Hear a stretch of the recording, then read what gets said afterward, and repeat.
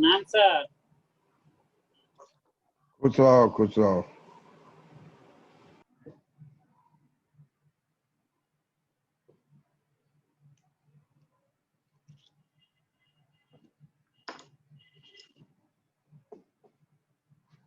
क्या हाल है राजू? बढ़िया है सर, आप कैसे हैं?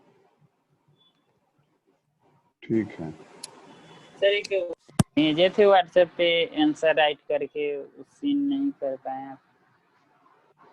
हाँ, देख दिए, देखे हैं, ठीक है। गुरुजी प्रणाम। खुश रहो, खुश रहो, खुश रहो। इक्वेशन भी तुम भेजे थे, उसको भी देखे हैं। सर इक्वेशन में इम्प्रूव करने के लिए बोल रहे थे, तो उसमें क्या समझ नहीं पाए हम जैसे तो। नहीं, उसमें है कि प्लस प्लस जी। है ना, इक्वल का साइन बीच में पड़ गया है, देख लेना। 2-3 टर्म लिख के तब डॉट डॉट करके प्लस लास्ट डॉट में डॉट आता है। करके फिर लास्ट में प्लस RNY 1 प्लस आती I के पावर n। हाँ, तो वही सेकेंड वाला में प्लस छोड़ दिए हुए हो। डॉट डॉट के पहले भी प्लस रहेगा, डॉट डॉट एंड होगा तो भी प्लस रहेगा।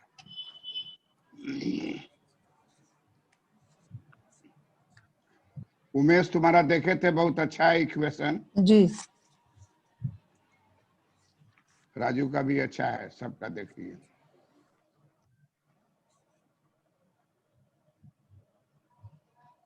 आज जो हम लोग पढ़ रहे थे, क्या पढ़े थे? क्वांटिटी थ्योरी ऑफ मनी पढ़े हैं ना? Yes sir. जी सर। उसी को आज आलोचित कर देंगे कि वो गलत है। Yes sir. जेम्स ने कहा कि फिशर का जो सिद्धांत है 1911 में दिया गया, वो सही नहीं है।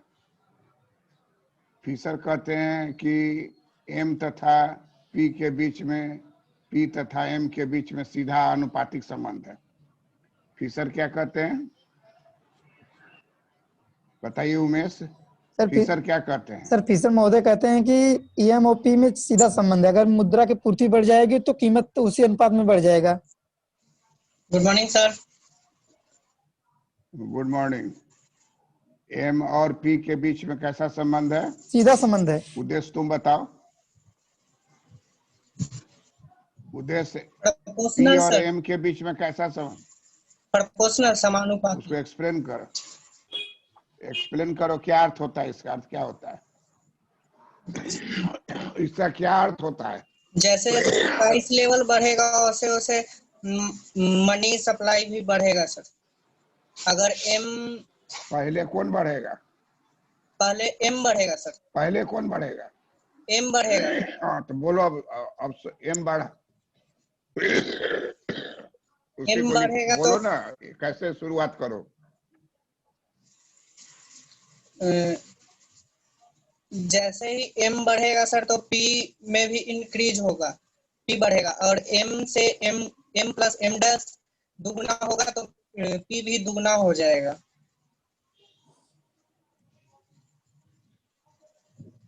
हरि गोविंद चौहान आ गए।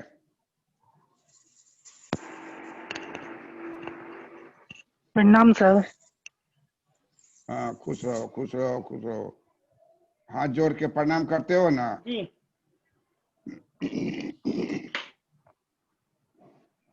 हाँ, खुश रहिए, खुश रहिए।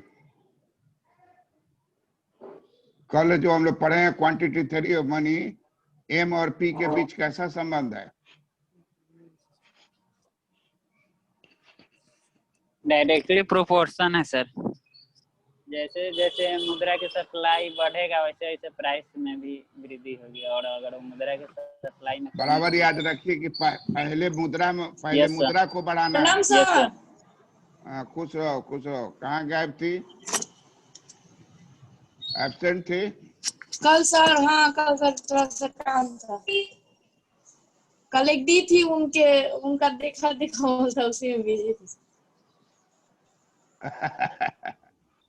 सफलता प्राप्त कर ली? क्या? सफलता प्राप्त हो गया? खुश रहो, जी खुश रहो सर, जी सर, नवनीत। सफलता हो गया। आपको बताए थे एक बार ना सर, हो गया। अच्छा, इंटरव्यू भी लिया आप लोग उनका? हाँ भाई, बिना क्या? इंटरव्यू का कोई सिलेक्शन होता है? अब यही ना, वो इकोनॉमिक्स का दोनों टकराएगा तो बोले क्वांटिटी थ्योरी जी ऑफ मनी बताइए।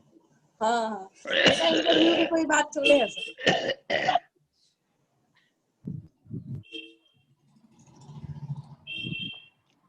फिशर ने कह दिया कि ए तथा पी के बीच में डायरेक्ट एंड प्रोपोर्शनेट संबंध है, प्रत्यक्ष डायरेक्ट एवं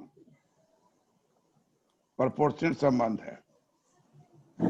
इस बात को स्वीकार नहीं किया गया। किसके द्वारा? जेमकेन्स के इसके द्वारा। जेमकेन्स। जेमकेन्स के द्वारा। अभी सब आदमी वीडियो खोले रहिए 1 मिनट के लिए, वीडियो बंद नहीं कीजिए, 1 मिनट खुला रहेगा, 1 मिनट वीडियो खोल के रखिए। तो कहता है, केन्स कहता है कि फिशर को हम नहीं मानते। फिशर क्या कहता है कि एम और पी के बीच में डायरेक्ट एंड प्रोपोर्शनेट रिलेशनशिप है। फिशर क्या कहता है?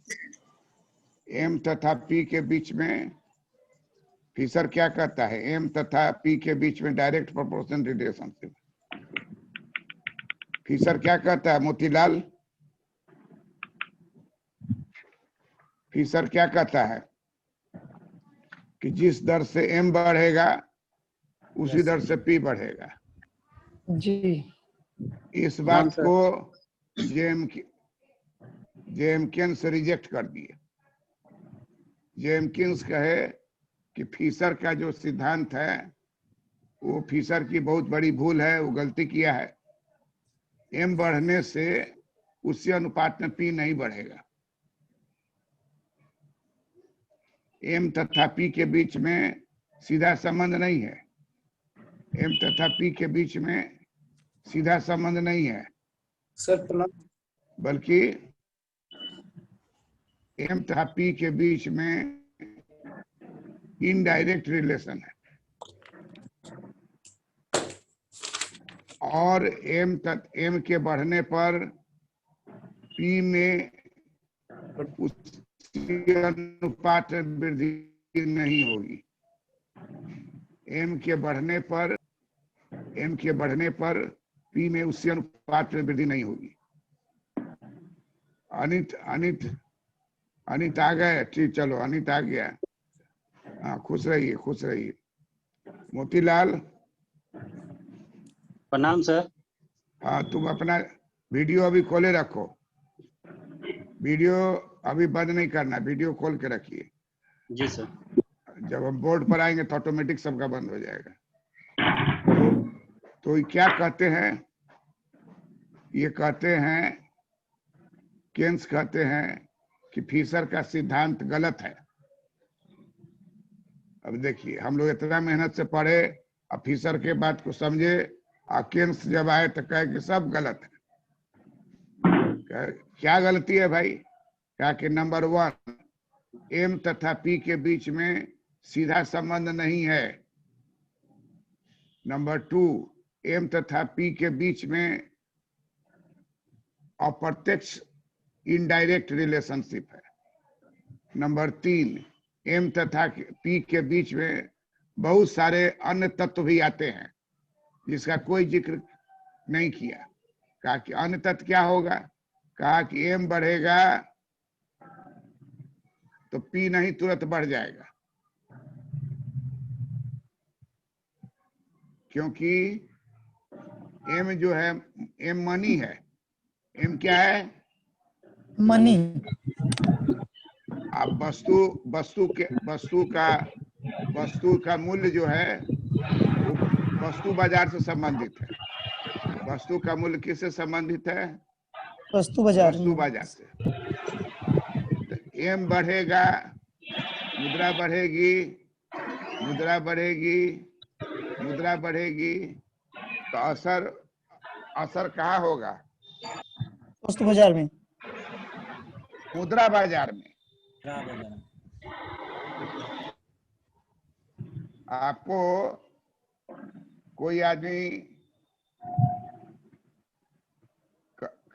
कहेगा कि आप मुद्रा को बढ़ाइए, तो मुद्रा को बढ़ाइएगा तो असर मुद्रा बाजार में जाएगा कि वस्तु बाजार में जाएगा? मुद्रा बाजार में। कहा कि पहला गलती तो यही है। अरे मुद्रा बढ़ा रहे हो, म्यूट कीजिए, म्यूट किसका, म्यूट सब आज म्यूट कीजिए, वीडियो खोले रहिए।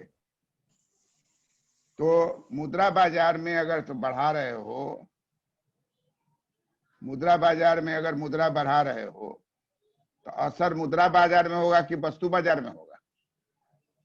क्या असर होगा? मुद्रा बाजार में। तो यहाँ गलती है। फिशर ने सबसे भारी गलती क्या किया कि कहा कि मुद्रा की मात्रा को डबल करेंगे तो मूल्य डबल हो जाएगा। अरे मुद्रा की मात्रा को डबल करोगे तो ब्याज घट जाएगा। मुद्रा कोई भी लेने जाएगा तो मूल्य पर मिलेगा मुद्रा की ब्याज पर मिलेगा? ब्याज पे मिलेगा। तो जैसे मुद्रा की मात्रा बढ़ेगी तो मूल्य नहीं बढ़ेगा।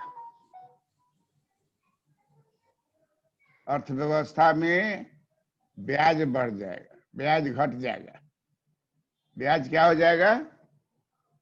घट जाएगा। मूल्य मूल्य का कहीं कोई नाम ही नहीं आएगा। इसलिए फिशर का सिद्धांत गलत है। केन्स ने कहा कि फिशर का सिद्धांत गलत है क्योंकि एम के बढ़ने पर पहला असर ब्याज दर पर पड़ेगा। एम के बढ़ने पर पहला असर मुद्रा बाजार में पड़ेगा। वस्तु बाजार तो अभी दिल्ली दूर है। वस्तु बाजार का नाम कैसे आप ले लिए? अब केन्स का वर्चस्व स्थापित होने लगा। केन्स ने कहा कि क्वांटिटी थ्योरी गलत है, इसको हम बदल देंगे, हम इसको स्वीकार नहीं करेंगे, और हम जो दे रहे हैं क्वांटिटी थ्योरी उसका नाम क्वांटिटी थ्योरी ऑफ मनी नहीं रहेगा, reformulated quantity theory of money. क्या नाम हो जाएगा? Reformulated quantity theory of money. Yes sir. मतलब क्यूटीएम को उखाड़ फेंका। कहीं क्यूटीएम जो है वो गलत है, इसलिए आप पढ़िए आरक्यूटीएम। आरक्यूटीएम का मतलब क्या हुआ? रिफॉर्मुलेटेड क्वांटिटी थ्योरी ऑफ मनी। तो क्यूटीएम को उखाड़ फेंका और क्या स्थापित किया? आरक्यूटीएम। क्यूटीएम को उखाड़ फेंका और क्या स्थापित किया? आरक्यूटीएम। आरक्यूटीएम का मतलब क्या हुआ? आर का मतलब हो गया reformulated quantity theory of money. कहा कि हम क्वांटिटी थ्योरी में जितना भी गड़बड़ी है सबको सही कर देंगे और तब जो क्वांटिटी थ्योरी ऑफ मनी होगा उसको कहा जाएगा reformulated quantity theory of money. ये बात 1936 में जो किताब निकली the general theory of employment interest and money, उसी में इस बात को दिया। इसलिए किताब के नाम में मनी भी जुड़े हुआ है, एम्प्लॉयमेंट इंटरेस्ट एंड मनी। कहा कि खेल जो है वो मनी और इंटरेस्ट का है। वस्तु बाजार कहां से ले आए? कहे कि मुद्रा में जब आप वृद्धि कीजिएगा तो ब्याज दर घट जाएगा। मुद्रा में वृद्धि कीजिएगा तो ब्याज दर घट जाएगा। मुद्रा में वृद्धि कीजिएगा तो ब्याज दर घट जाएगा। ब्याज दर घटेगा तो असर होगा विनियोग पर। कम ब्याज होगा तो लोग ज्यादा कर्जा लेगा, कम ब्याज होगा तो विनियोग बढ़ेगा। वस्तु कहां से आ गया भाई? इसलिए सबसे बड़ा डिफेक्ट है इसमें कि इसने कूद लगा दी। अब कूद लगाने से क्या हुआ कि तावा से कूद के आग में गिर गया। From frying pan to fire. कूदे आप कहां से? फ्राइंग पैन से, गिर गए कहा जाके? आग में। कहा कि सिद्धांत जो है वो हड़बड़ में दिया हुआ है, इसमें कोई कनेक्शन नहीं है। इकोनॉमिक्स में हर चीज का कनेक्शन है, मांग बढ़ेगा तो मूल्य बढ़ेगा कि नहीं बढ़ेगा, ये निर्भर करेगा सप्लाई का क्या पोजीशन है। या मांग भी बढ़ जाए, मूल्य भी, पूर्ति भी बढ़ जाए, दोनों एक समान बढ़ जाए तो मूल्य बढ़ेगा ही नहीं। जो हम लोग देख चुके हैं माइक्रो इकोनॉमिक्स में, मांग भी बढ़ गया, पूर्ति भी बढ़ गया, लेकिन मूल्य नहीं बढ़ा। मूल्य ज्यों का त्यों है, क्योंकि मांग पूर्ति दोनों एक समान बढ़ गया। कहा कि इकोनॉमिक्स में कैसे आप कह दिए कि एम बढ़ेगा तो पी बढ़ेगा। एम बढ़ेगा तो ब्याज दर घटेगा, ब्याज दर घटेगा तो बाजार में विनियोग बढ़ जाएगा, विनियोग बढ़ेगा, लोगों की आय बढ़ेगी तो प्रभावी मांग बढ़ेगा, उपभोग बढ़ेगा, उत्पादन बढ़ेगा, रोजगार बढ़ेगा, मजदूरी परिवर्तन होगा, वस्तु की कीमतों में परिवर्तन होगा। इस सब का असर मिला करके पूरे अर्थव्यवस्था पर जब डाला जाएगा तो प्रभावी मांग पर असर हो जाएगा। केन्स कहते हैं कि प्रभावी मांग जो है और मूल्य की लोच और प्रभावी मांग की लोच, इस दोनों को गुना करेंगे, मूल्य की लोच और प्रभावी मांग की लोच, इस दोनों को गुना करेंगे तब पता चलेगा कि मुद्रा बढ़ने से कितना मूल्य बढ़ेगा। मुद्रा बढ़ने से कितना मांग बढ़ेगा तब पता चलेगा। तो कितना तत्व आ गया? नंबर 1 एम का बढ़ना, नंबर 2 ब्याज का घटना, नंबर 3 विनियोग का बढ़ना, नंबर 4 रोजगार का बढ़ना, नंबर 5 उत्पादन का बढ़ना, नंबर 6 मजदूरी का बढ़ना, नंबर 7 वस्तुओं के मूल्य पर असर होना। तब जाकर के पूरे अर्थव्यवस्था में मूल्य का, जनरल प्राइस लेवल का मुद्रा के वृद्धि करने पर क्या असर होगा, तब हम लोग जान पाएंगे। इतने सारे तत्व को छोड़ दिया और सीधे कह दिया कि एम बढ़ेगा तो पी बढ़ेगा, एम बढ़ेगा तो सामान्य मूल्य स्तर बढ़ जाएगा। अरे कैसे बढ़ जाएगा, इसको मैकेनिज्म कहाँ तुम बता रहे हो? केन्स के इस सिद्धांत के कारण केन्स का क्वांटिटी थ्योरी ऑफ मनी का नाम हो गया RQTM। RQTM रिफॉर्मुलेटेड वर्ड लिख लीजिए, अंग्रेजी में है रिफॉर्मुलेटेड वर्ड लिख लीजिए, इसका हिंदी डिक्शनरी में देखिए। पुनर्स्थापित करना, रिफॉर्मुलेशन करना, रिफॉर्मुलेटेड क्वांटिटी थ्योरी ऑफ मनी का जन्म हुआ। और इसमें ये चैलेंज कर दिया कि जो मुद्रा में वृद्धि कीजिएगा तो मूल्य पर असर नहीं पड़ेगा। पहला असर मूल्य पर नहीं पड़ेगा, मूल्य का पर पहला असर नहीं पड़ेगा। कहा कि किस पर असर पड़ेगा? कहा कि पहला असर पड़ेगा ब्याज दर पर, ब्याज दर का फिर असर पड़ेगा विनियोग पर, विनियोग का असर फिर पड़ेगा रोजगार पर, रोजगार का असर पड़ेगा आय पर, आय का असर पड़ेगा उत्पादन पर, उत्पादन का असर पड़ेगा मजदूरी पर, मजदूरी का असर पड़ेगा वस्तुओं के मूल्यों के परिवर्तन पर। और इस सब मिला करके अर्थव्यवस्था का इफेक्टिव डिमांड प्रभावित होगा। और तब देखना पड़ेगा कि मुद्रा जो है बढ़ाने से इफेक्टिव डिमांड कितना बढ़ता है, और फिर देखना पड़ेगा कि इफेक्टिव डिमांड बढ़ाने से मूल्य कितना बढ़ता है। तो डायरेक्ट संबंध कहाँ हुआ? मूल्य पर असर किसका पड़ेगा? इफेक्टिव डिमांड का। और मुद्रा का असर किस पर पड़ेगा? इफेक्टिव डिमांड पर। मुद्रा का असर इफेक्टिव डिमांड पर, इफेक्टिव डिमांड का असर पड़ेगा मूल्य पर। तो इनडायरेक्ट रिलेशन हो गया। मुद्रा का असर पड़ेगा किसके ऊपर? इफेक्टिव डिमांड के ऊपर। और तब इफेक्टिव डिमांड का असर पड़ेगा अर्थव्यवस्था के जनरल प्राइस लेवल पी पर। तो एम तथा पी के बीच भाया माने बीच वाला कौन है? इफेक्टिव डिमांड है। और इफेक्टिव डिमांड का ही संबंध है रोजगार का, उत्पादन का, मजदूरी का, वस्तु छोटे छोटे जितनी भी वस्तु है उसके मूल्य का, इस सब पर असर डालेगा और तब जाके पूरे जनरल प्राइस लेवल पर असर पड़ेगा। ये बात मोतीलाल समझे? जी सर। इसको एक्सप्लेन करो तो। फिशर महोदय ने जिस प्रकार से पैसिव फैक्टर के रूप में मूल्य स्तर को लिया था और मुद्रा की मात्रा के अनुसार उसका निर्धारण किया था, इस तथ्य को नकारते हुए केन्स महोदय ने अनेक बिंदुओं पर पहल की और उसके बाद निष्कर्ष निकाला कि किस तरह मुद्रा इफेक्टिव डिमांड को इकोनॉमी में प्रभावित करता है और वह किस तरह से प्राइस लेवल को निर्धारित करता है, जनरल प्राइस लेवल को किस तरह निर्धारित करता है।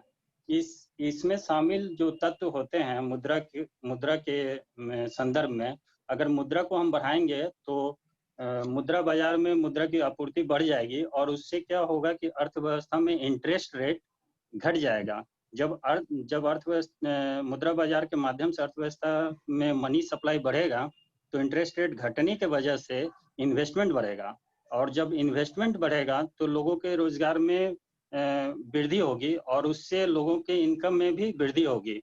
क्योंकि हम जब बात अर्थव्यवस्था की करते हैं तो किसी एक व्यक्ति विशेष के लिए नहीं बात करते हैं, पूरे अर्थव्यवस्था की बात करते हैं। उस स्तर पे हम देखेंगे तो उत्पादन में वृद्धि होगी।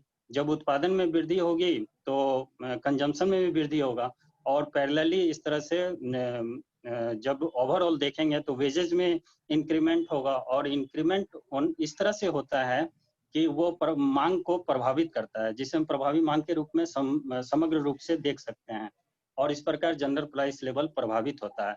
इस तरह हम यह पाते हैं कि जो केन्स महोदय द्वारा रिफॉर्मुलेटेड क्वांटिटी थ्योरी ऑफ मनी स्थापित किया गया है वह पूर्णतः इकोनॉमी एक समग्र अर्थव्यवस्था में पूर्णतः सत्यापित होता नजर आ रहा है। बहुत अच्छा। इतना ही बात परीक्षा में बीपीएससी यूपीएससी में लिखना है जी। जो बात आप अभी बात में समझ गए जी। बाकी सब जो है वो बैंड बाजा जो बजाता है बजाने दीजिए, बजाते हुए ले जाएगा। मुख्य कौन है? पात्र, लड़का और लड़की जिसकी शादी हो रही है। तो इसलिए फिशर के बात को उखाड़ फेंका और इसी चीज को नाम दिया गया reformulated quantity theory of money. Raju तुम बताओ तो क्या समझे इससे?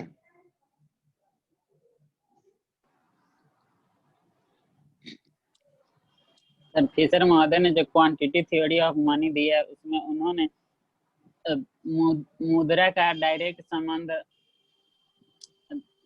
प्राइस से बताया है। वो कहते हैं अगर मुद्रा में वृद्धि होता है तो उसे प्राइस लेवल में भी वृद्धि होता है, जिसकी आलोचना में जेएम केन्स कहते हैं कि ये टोटली मतलब गलत है। वो कहते हैं कि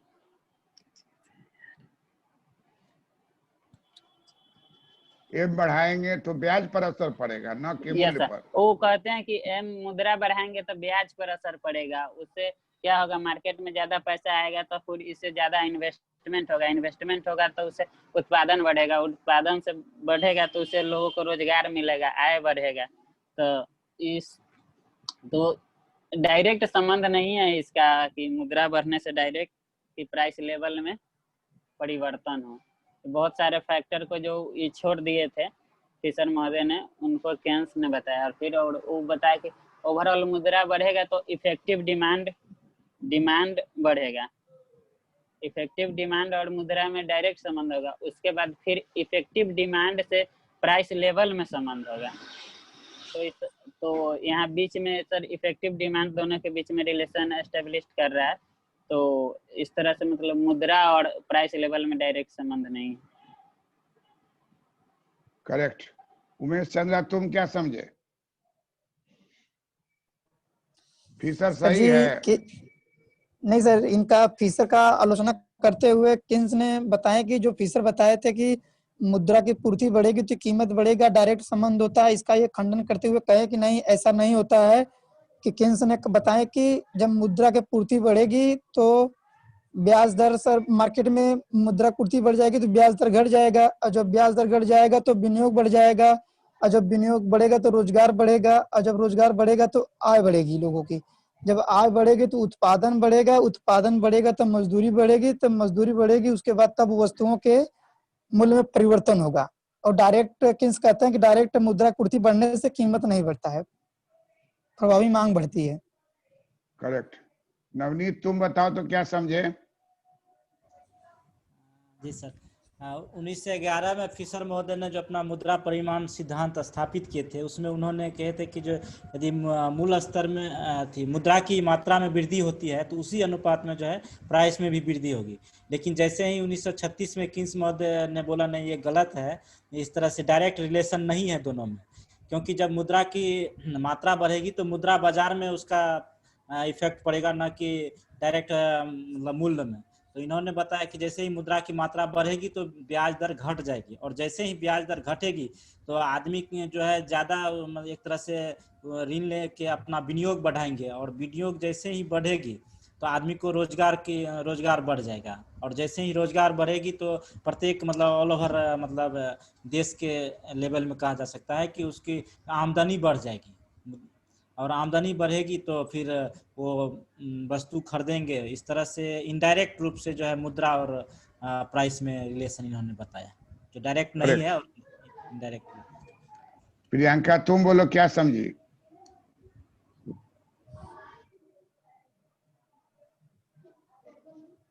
सर उसका सही से बता नहीं पाएंगे, फिर भी बताते हैं। फिशर जो थे,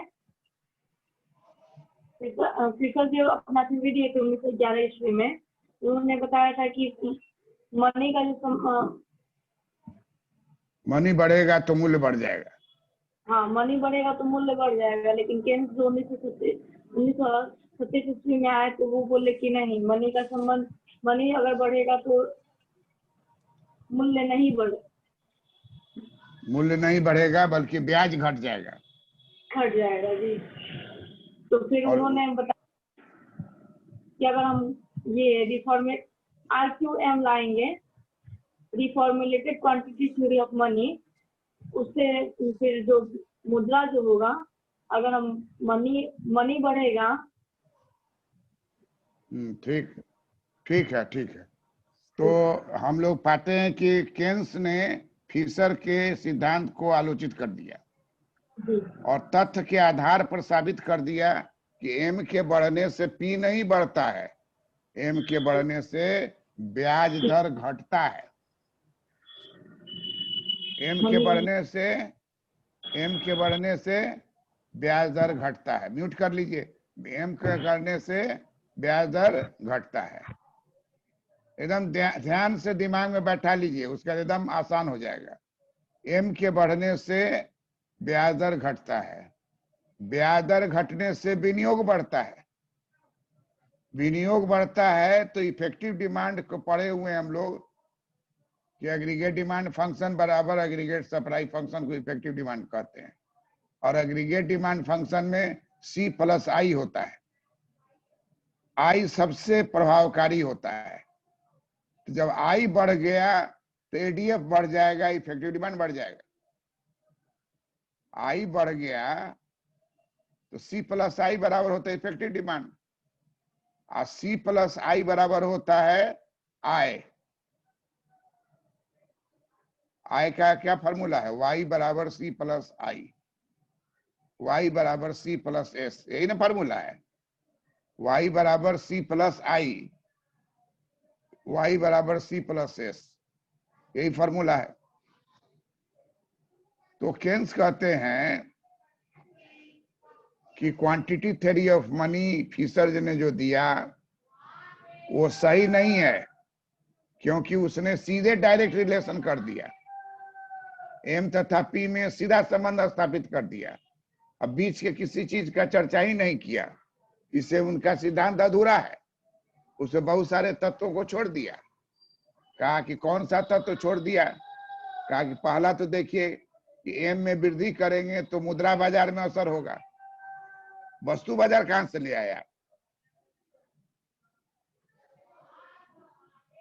मैरिज के लिए क्या जरूरी है?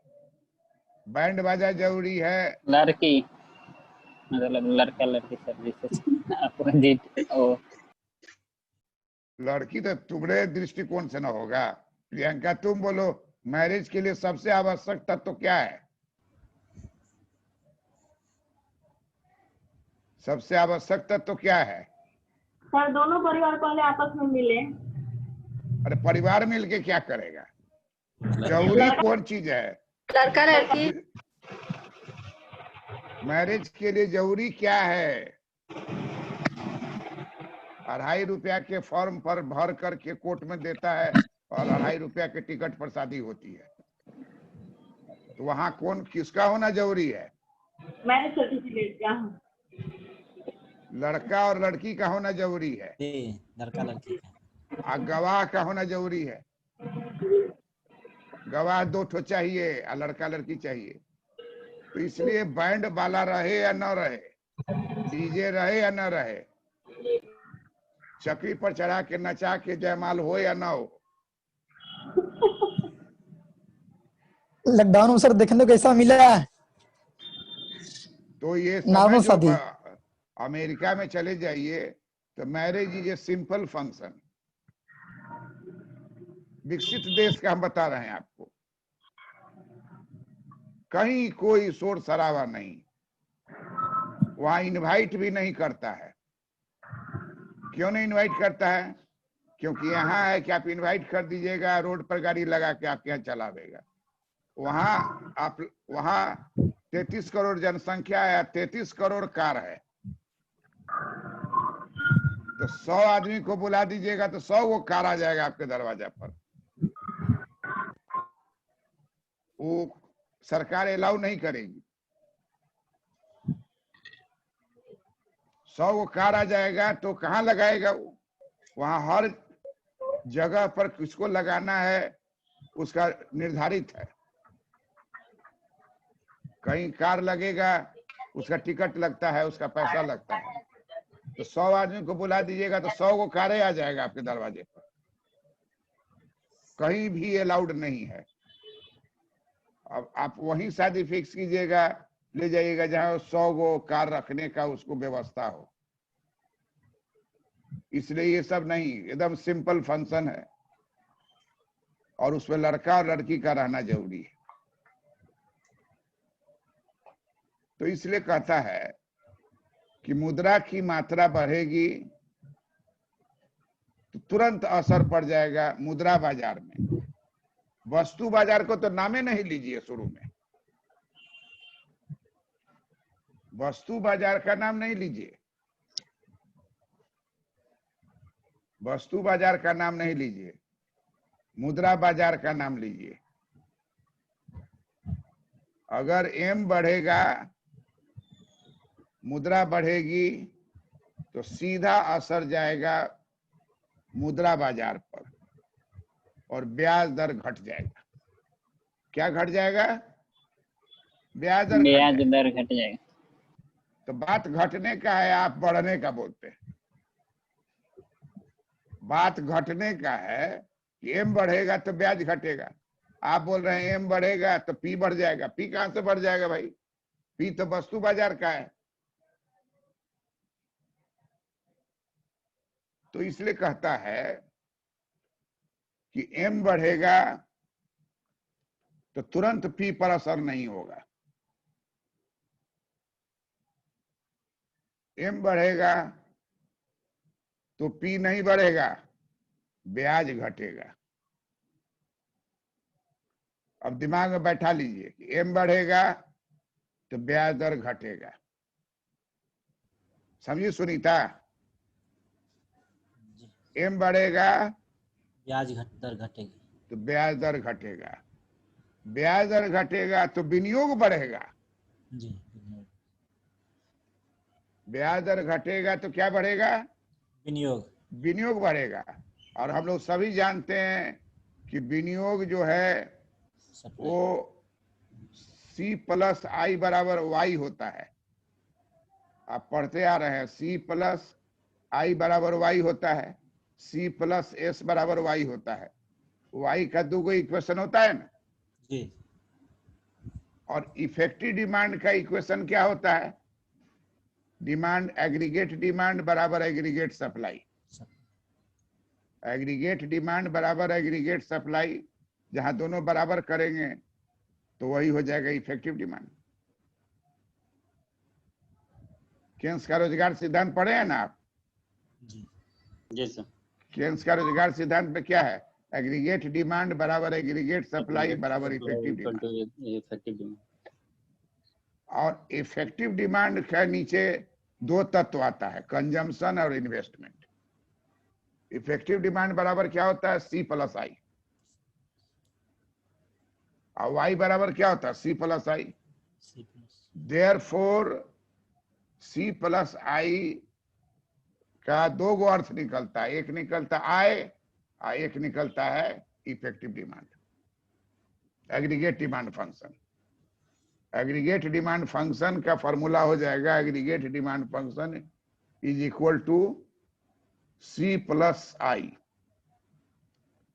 और आय, राष्ट्रीय आय इक्वल टू C+I। तो केन्स ने बहुत बड़ा काम किया कि उसने पूरे अर्थव्यवस्था का मैक्रो इकोनॉमिक्स स्थापित कर दिया। कहा कि हम लोग आय करते रहे। आय क्या है? Aggregate demand function. Aggregate demand function का 2 तत्व होता है, C+I। आय का भी 2 तत्व होता है, C+I। Therefore I is equal to aggregate demand function. तो जैसे मुद्रा बढ़ाइएगा बाजार में ब्याज दर घट जाएगी। ब्याज दर जैसे ही घट जाएगी विनियोग बढ़ जाएगा। ब्याज दर घट जाएगी तो विनियोग क्या होगा? बढ़ जाएगा। अब विनियोग बढ़ जाएगा तो एग्रीगेट डिमांड फंक्शन बढ़ जाएगा। विनियोग बढ़ जाएगा तो एग्रीगेट डिमांड फंक्शन क्या होगा? बढ़ जाएगा। एग्रीगेट डिमांड फंक्शन बढ़ जाएगा तो प्रभावी मांग बढ़ जाएगा। जैसे जैसे एग्रीगेट डिमांड फंक्शन ऊपर की ओर खिसकेगा तो प्रभावी मांग नीचे से ऊपर जाएगा कि नहीं जाएगा? जी। नीचे से ऊपर चला जाएगा। तो कहा कि सब बात को बोला ही नहीं।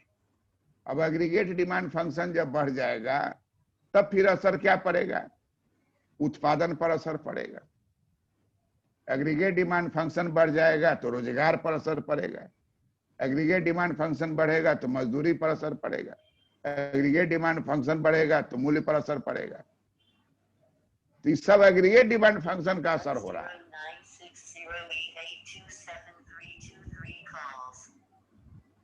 इसलिए एग्रीगेट डिमांड फंक्शन ज्यादा पावरफुल तत्व है जो कि मुद्रा की मात्रा बढ़ाने पर हम लोगों के सामने आता है। इतना बात समझ में आ रहा है? हर आदमी दिमाग में इस बात को बताइए। अभी जो हम आपको पढ़ा रहे हैं ठीक उसी तरह पढ़ा रहे हैं जैसे क्लास में पढ़ाते हैं, और सबका चेहरा देखते हैं और सब मेरा चेहरा देखता है। इसलिए आपको कहे हैं कि खोल के रखिए, वीडियो खोल के रखिए तो आपको लगेगा कि मेरे क्लासरूम में आप बैठे हुए हैं और हम आपको पढ़ा रहे हैं। बात समझने के बाद सारा चीज एकदम आसान हो जाता है। दिमाग में बैठाइए कि मुद्रा की मात्रा बढ़ाने से मूल्य नहीं बढ़ता है। पहले मुद्रा की मात्रा बढ़ाने से ब्याज घटता है। मुद्रा की मात्रा बढ़ाएंगे तो मुद्रा बाजार में असर होगा, न कि वस्तु बाजार में। मुद्रा की मात्रा बढ़ाएंगे तो वस्तु बाजार से कोई संबंध नहीं है। पहला असर होगा मुद्रा बाजार में। मुद्रा बाजार में क्या असर होगा? तो ब्याज दर घट जाएगी। ब्याज दर घट जाएगी। ब्याज दर घटेगा तो विनियोग बढ़ जाएगा, और विनियोग बढ़ गया तो विनियोग किसका बच्चा है? इफेक्टिव एग्रीगेट डिमांड फंक्शन का। विनियोग किसका बच्चा है? एग्रीगेट डिमांड फंक्शन का। तो जैसे विनियोग बढ़ेगा तो एग्रीगेट डिमांड फंक्शन बढ़ जाएगा, और एग्रीगेट डिमांड फंक्शन ऊपर चढ़ेगा तो एग्रीगेट सप्लाई फंक्शन तो स्थिर रहता है अल्पकाल में, तो प्रभावी मांग बढ़ जाएगा। जैसे जैसे एग्रीगेट डिमांड ऊपर बढ़ेगा प्रभावी मांग बढ़ता चला जाएगा। केन्स कहते हैं इतना बड़ा बात जो है फिशर को समझ में नहीं आया, बताया नहीं। प्रभावी मांग बढ़ेगा तो उत्पादन बढ़ेगा, प्रभावी मांग बढ़ेगा तो रोजगार बढ़ेगा, प्रभावी मांग बढ़ेगा तो मजदूरी बढ़ेगी, प्रभावी मांग बढ़ेगा तो जितना भी वस्तु सबका मूल्य है उस पर असर पड़ेगा। और कुल मिला के मुद्रा की मात्रा बढ़ने पर पहला जो असर जाएगा ओवरऑल अर्थव्यवस्था में प्रभावी मांग पड़ जाएगा थ्रू ब्याज दर, और तब प्रभावी मांग का असर पड़ेगा किसके ऊपर? मूल्य पर। इसलिए एम तथा पी के बीच अप्रत्यक्ष संबंध है, इसलिए एम तथा पी के बीच आनुपातिक संबंध नहीं है। कहता है केन्स कि अल्पकाल में शुरू में थोड़ा सा एम बढ़ेगा तो पी पर असर नहीं पड़ेगा। क्यों नहीं पड़ेगा? क्योंकि उत्पादन बढ़ रहा है। हम लोग बता दिए उत्पादन बढ़ रहा है, उत्पादन बढ़ेगा तो मूल्य बढ़ पाएगा उतना तेजी से? नहीं। तो मूल्य धीरे धीरे धीरे धीरे मूल्य क्या होगा? धीरे धीरे बढ़ेगा। और अर्थव्यवस्था जो है बेरोजगारी से पूर्ण रोजगारी की ओर बढ़ेगी, रोजगार भी बढ़ेगा, उत्पादन भी बढ़ेगा। शुरू के पीरियड में देश में बेरोजगारी बहुत ज्यादा है तो मजदूरी में तेजी से वृद्धि नहीं होगी, क्योंकि एक बोल आने पर 10 हुआ जाएगा। तो शुरू में बेरोजगारी रहने के कारण मजदूरी में उतनी वृद्धि नहीं होगी, मजदूरी में धीरे धीरे वृद्धि होगी। और अर्थव्यवस्था जैसे पूर्ण रोजगार की ओर बढ़ेगा तो उत्पादन स्लो हो जाएगा, तब मूल्य में वृद्धि होने का दर जो है बढ़ना शुरू होगा।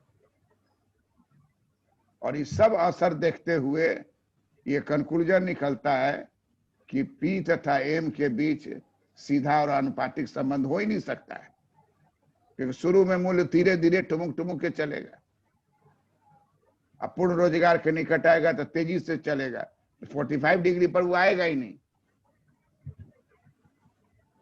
तो आज हम आपको केवल एक डायग्राम बताएंगे, और जो इतना बात बताए हैं उसको हर आदमी दिमाग में बैठाइए और तब उसको हम लोग डिटेल में जाएंगे।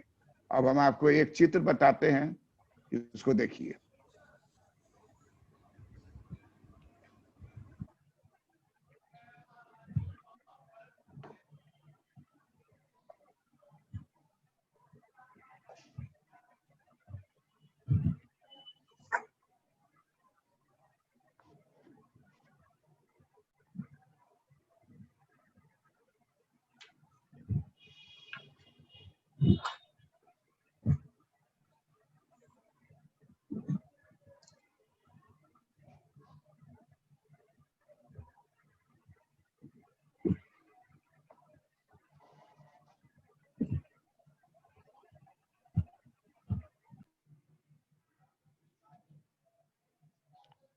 Keynesian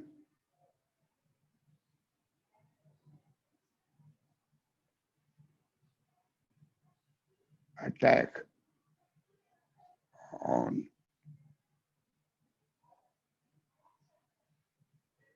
Keynesian attack on Fisher's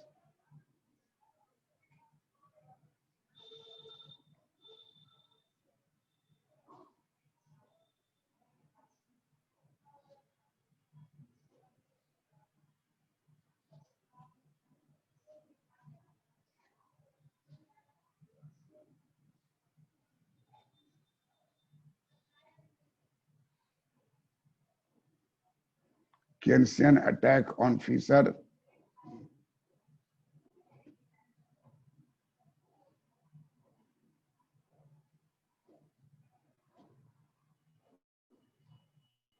Keynesian attack on Fisher quantity theory of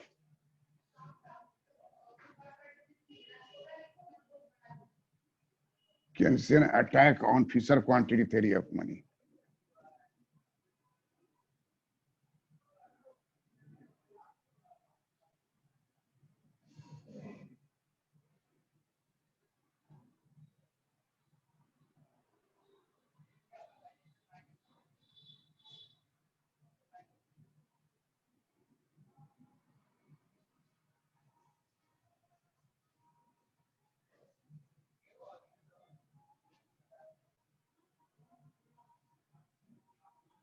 मुद्रा की मात्रा तथा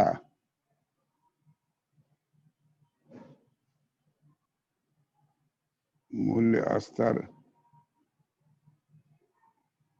के बीच सीधा संबंध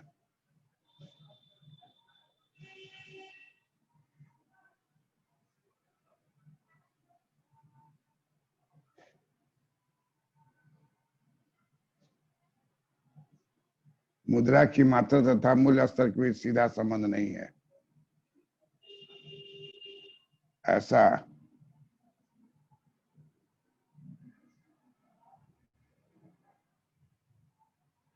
J.M.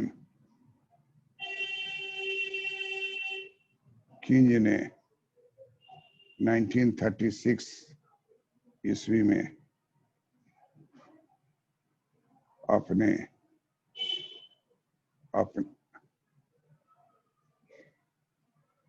अपनी पुस्तक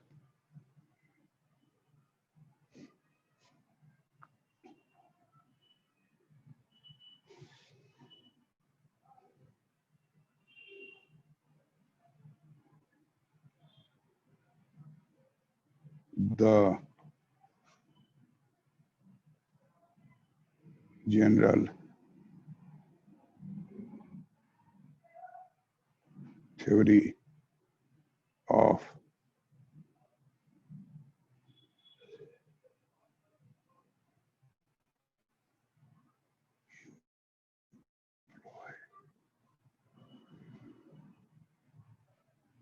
the general theory of employment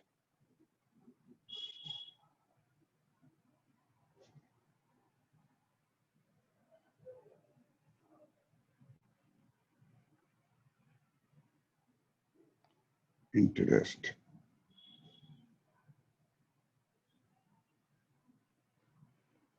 and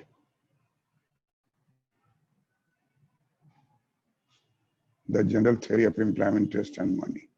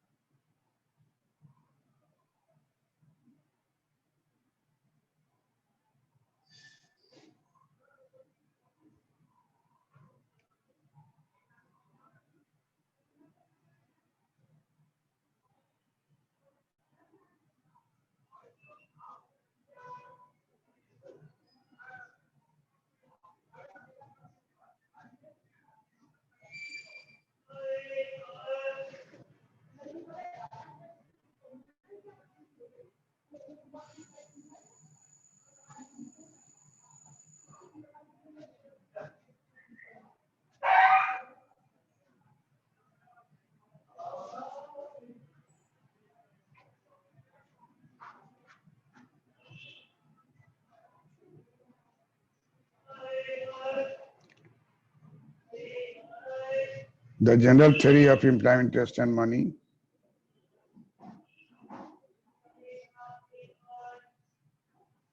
में ऐसा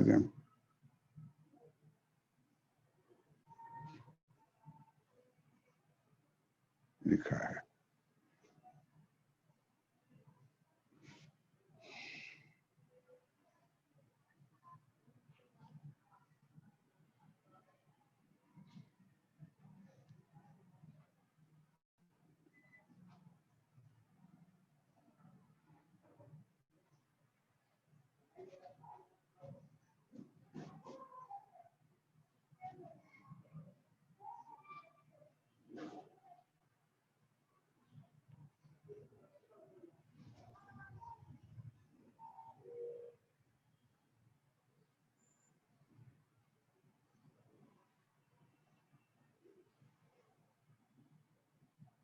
चीज के अनुसार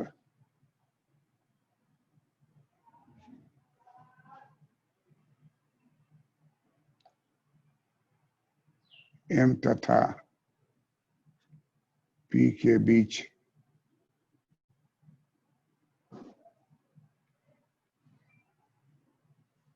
आनुपातिक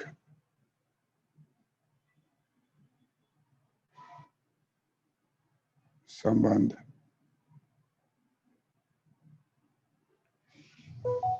नहीं है।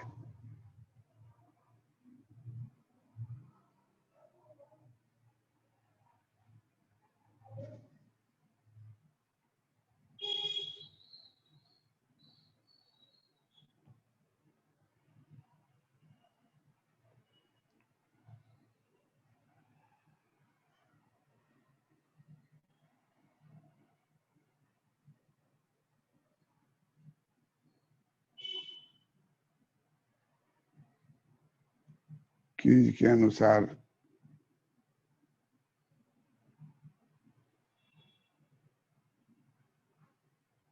मुद्रा की मात्रा 2 गुना करने पर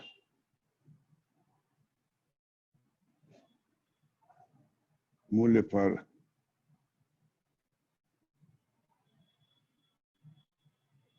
पहला असर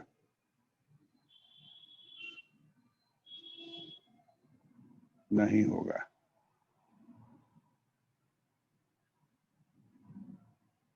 बल्कि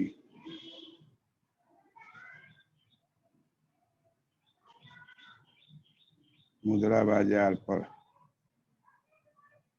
बाजार पर असर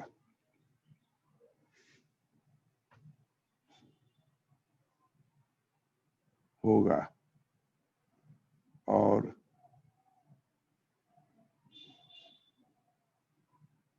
ब्याज दर घटेगी, न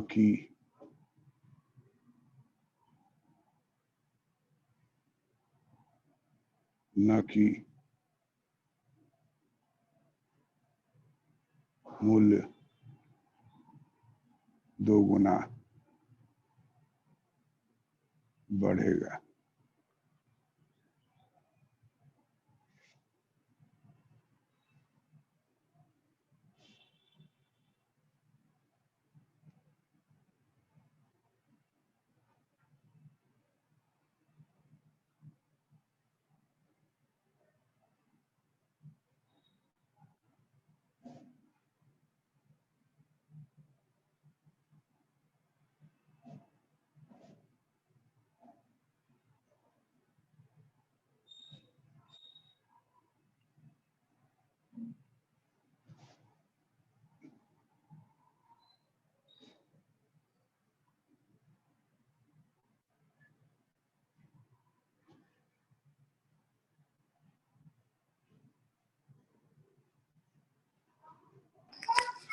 सर 4th पॉइंट होगा।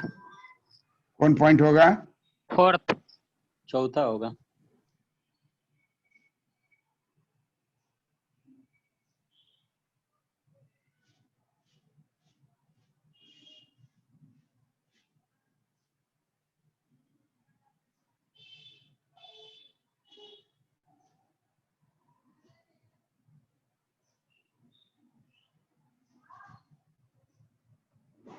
ब्याज दर घटेगी, न कि मूल्य दोगुना बढ़ेगा।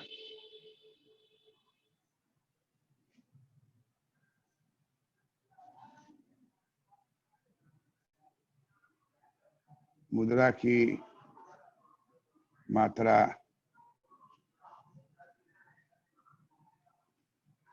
बढ़ने पर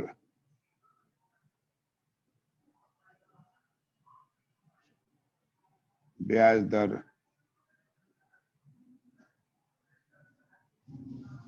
घटेगा,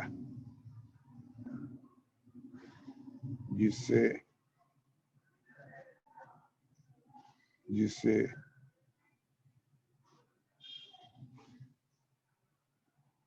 विनियोग बढ़ जाएगा और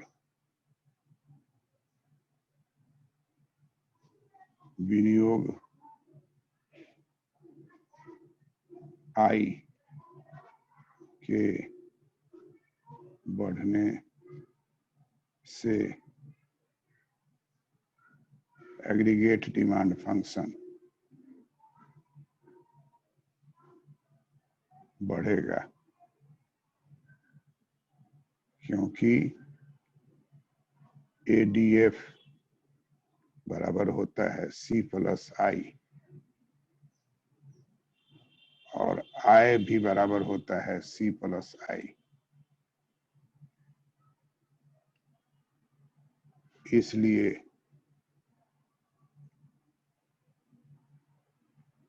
एडीएफ बढ़ेगा और आय बढ़ेगी, जिससे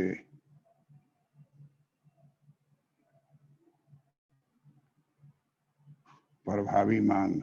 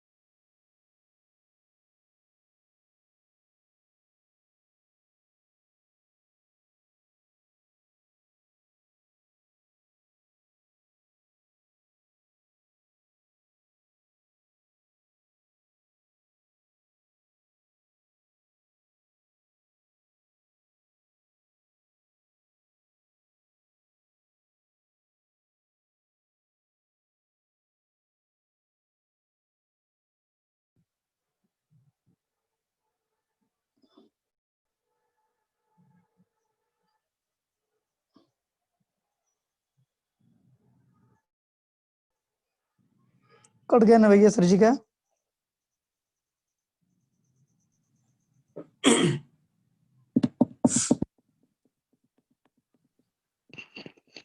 सर जी का कट गया है।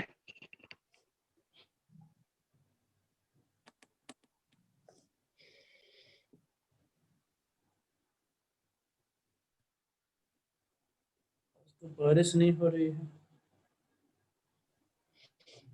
भैया, अब तो मौसम साफ है ना?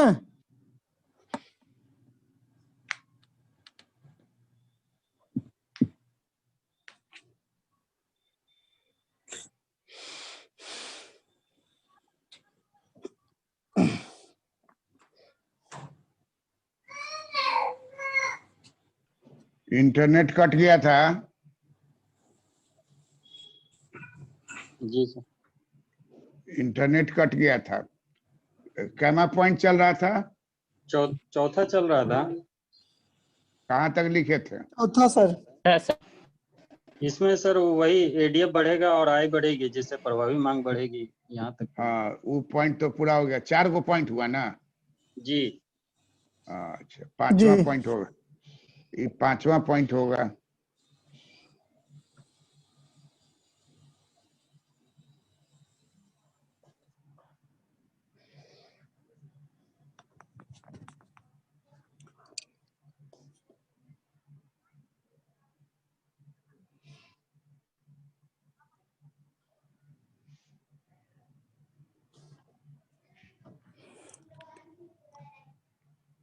प्रभावी मांग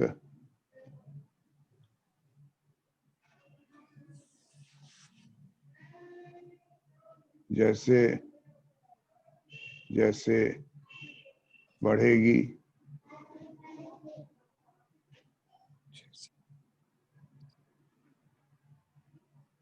उत्पादन में वृद्धि होगी, उत्पादन में वृद्धि होगी।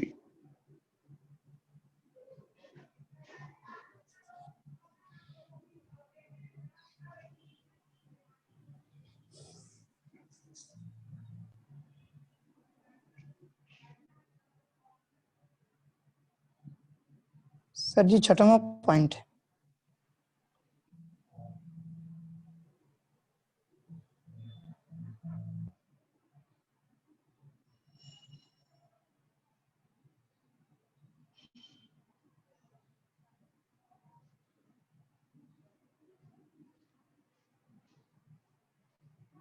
प्रभावी मांग जैसे जैसे बढ़ेगी उत्पादन में वृद्धि होगी।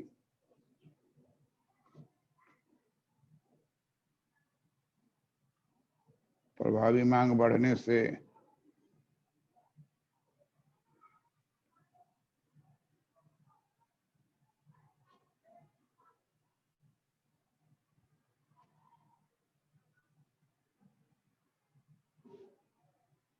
रोजगार में वृद्धि होगी।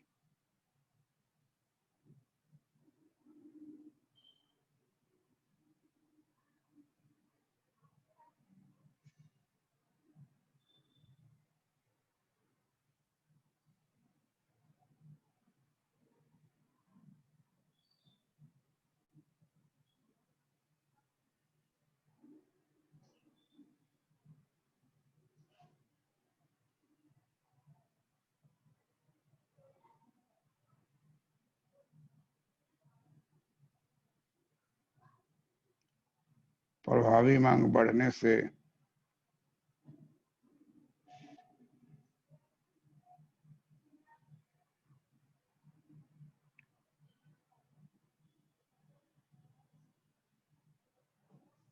मजदूरी में वृद्धि होगी।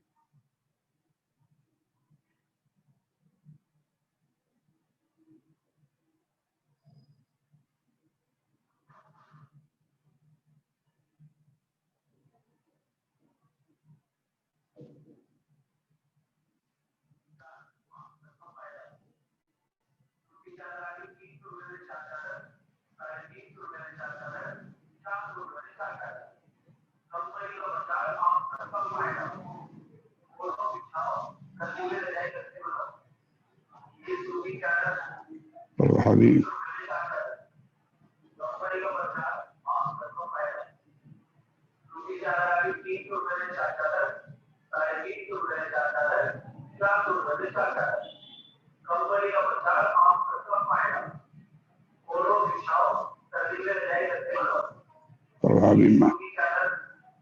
प्रभावी मांग प्रभावी मांग में वृद्धि होने से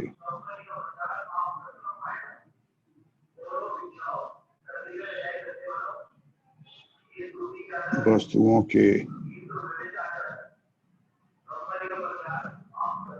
मूल्य में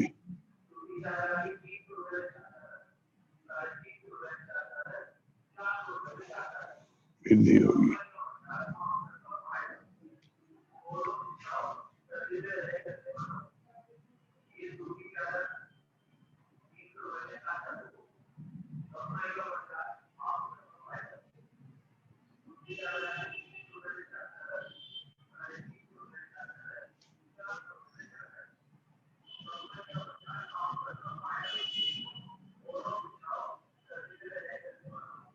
अर्थव्यवस्था में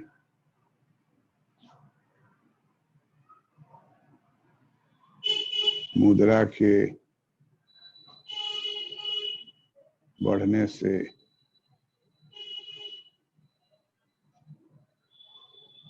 प्रभावी मांग बढ़ेगी और प्रभावी मांग के बढ़ने से उत्पादन, रोजगार,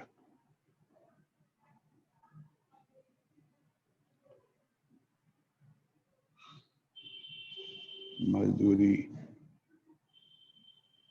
एवं मूल्य बढ़ेगा। इसलिए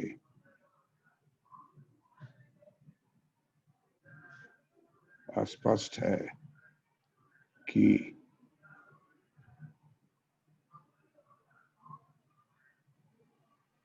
मूल्य वृद्धि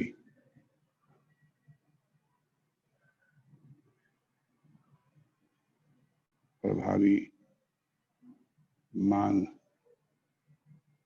में वृद्धि से होगा।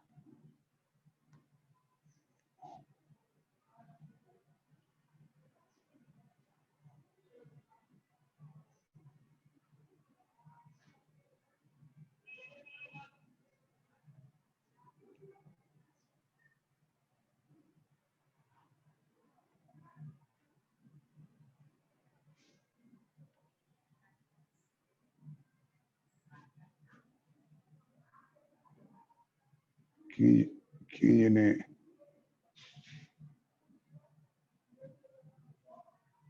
फिशर के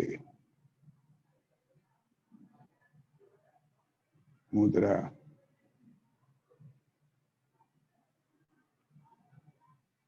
परिमाण सिद्धांत को गलत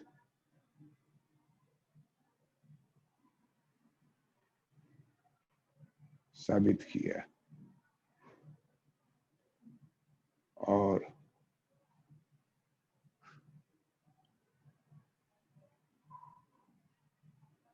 स्थापित किया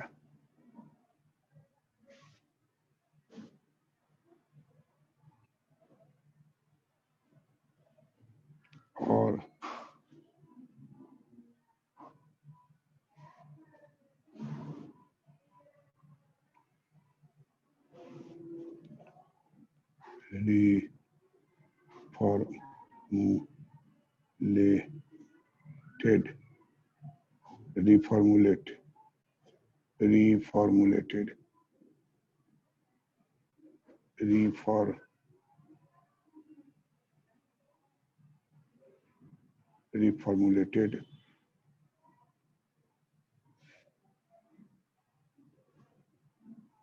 reformulated quantity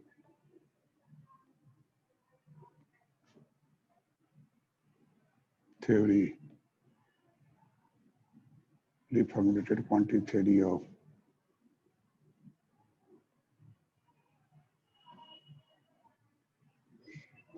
money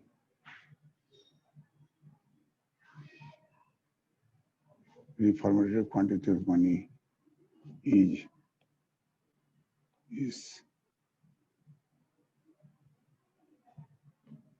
established by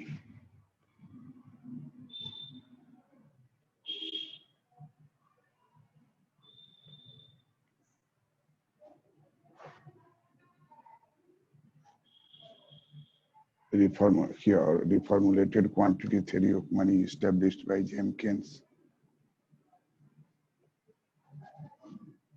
in his book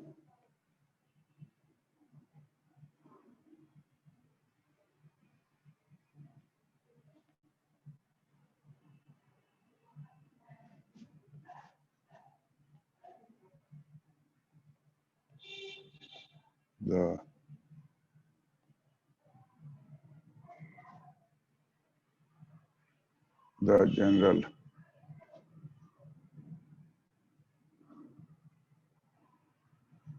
theory Off.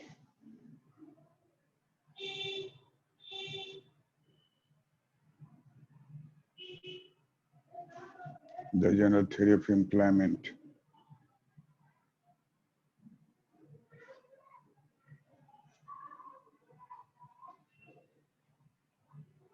Employment. Interest.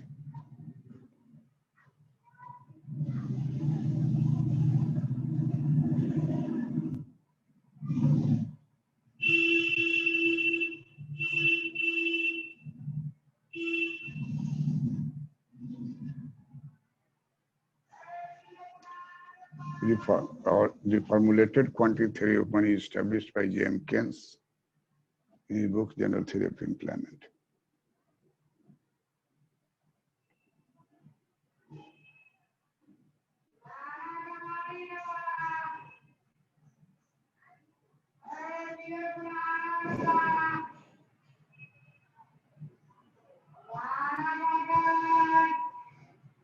Fisher के को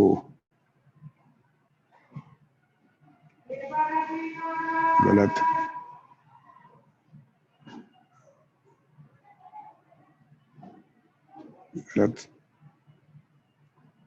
साबित किया तथा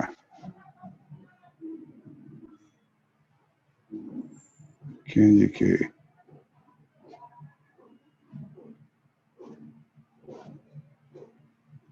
अनुसार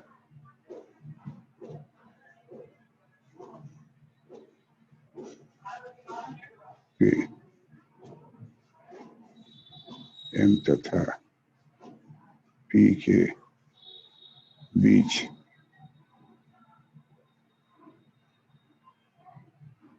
आनुपातिक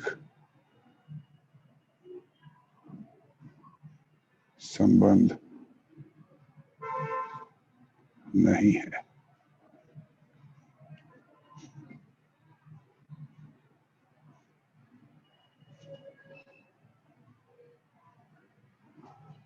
सब आदमी स्क्रीन पर आ जाइए। अब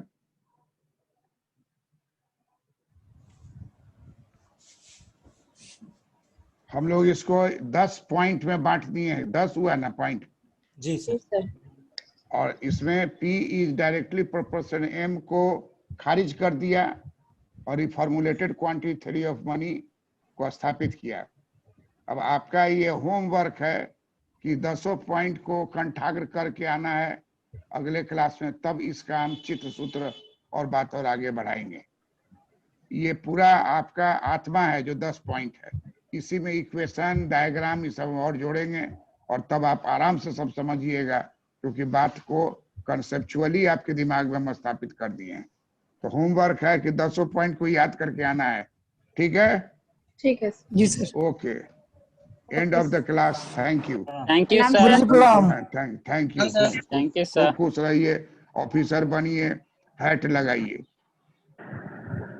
ऑफिसर बनने में धूप में हैट लगा के जाता है। ऑफिसर जो है धूप में हैट लगा के जाता है और छाता लिए रहता है, एक चपरासी छाता लिए रहता है। पीछे से उसको प्राप्त करना हम लोग का उद्देश्य है। Thank you very much. प्रणाम। प्रणाम। एंड